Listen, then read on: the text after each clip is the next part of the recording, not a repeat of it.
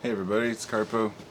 I made a video the other night about the elements, and during that video I was talking about how the body absorbs different elements and utilizes it for various properties. And it got me in kind of a rabbit hole here.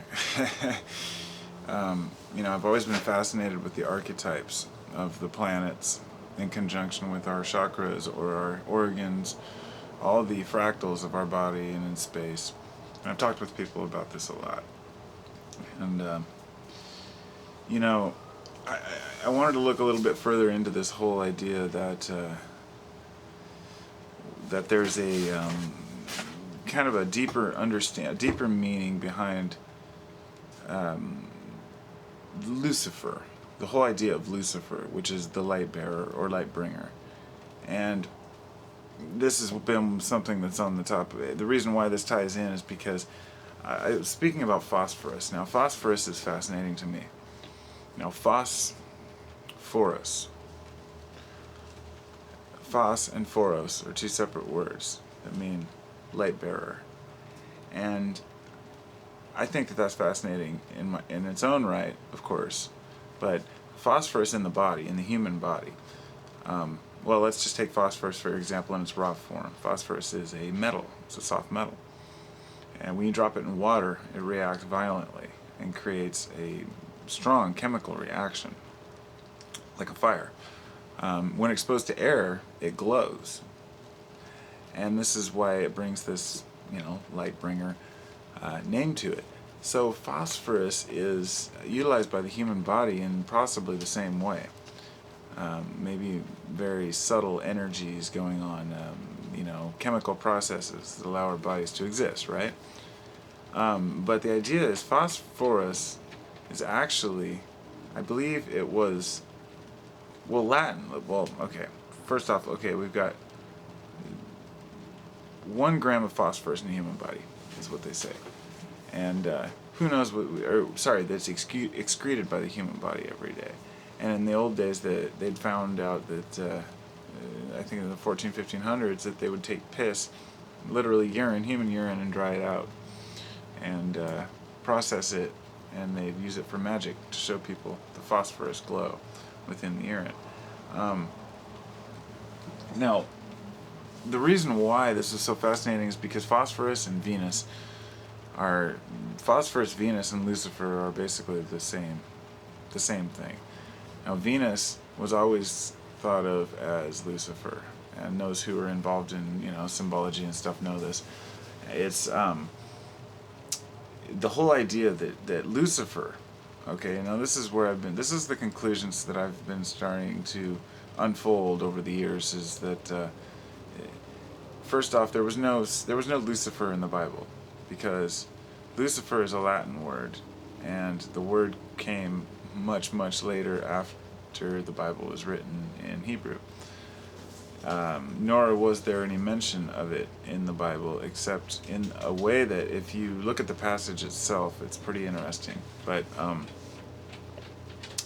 there's the idea that Lucifer, or Satan was just a word made up. There is no hell. Those of us in adulthood realize there is no hell, that Lucifer and Satan are two different ideas. The Luciferians have always had problems because those accuse them of being against God and whatnot.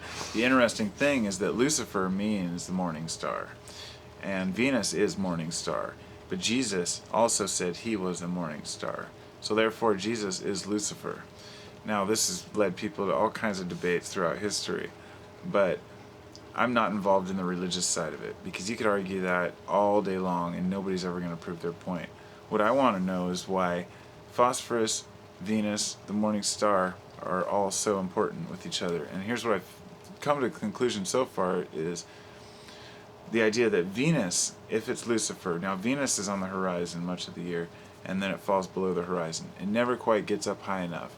And it is the brightest thing in the sky besides the sun and the moon, brighter than any of the other planets. And so the idea that it's a fallen angel, that Lucifer or Venus is a fallen angel, is the idea that it can never quite attain the height, that it has fallen to the horizon, right? So this isn't new. This isn't, these are conclusions that people have come up with many times over, I'm sure. But there's only so much research one can do into this before he has to kind of find out for himself. So you search each one of the planets and the meaning, and you start to understand the idea of Venus, and that makes total sense as not being Lucifer as a fallen angel from heaven, literally, but a fallen star from the heavens. And in that sense, the fact that it glows and the phosphorus, I want to know how that correlates with the human body and what we utilize the phosphorus for, if that's just the Venus within us.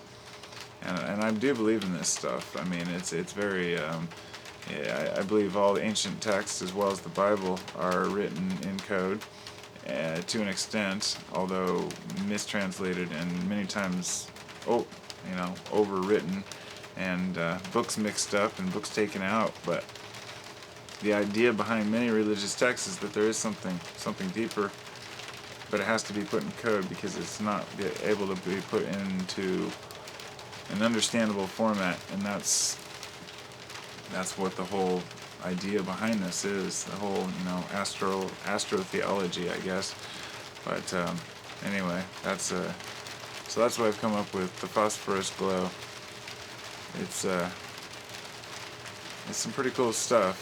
I want to tie in this whole periodic table of the elements and I'm starting to pick apart each element and figure out the root meaning and the root of each word, the root of each element, and find out exactly how it correlates. Because most of them are just pretty mundane. They're named after the scientists that discovered them. But some of them go back to ancient times, and they're based on like Mercury. And anyway, there's a lot more to be done. So keep at it. Salt of the earth. Salt of the earth.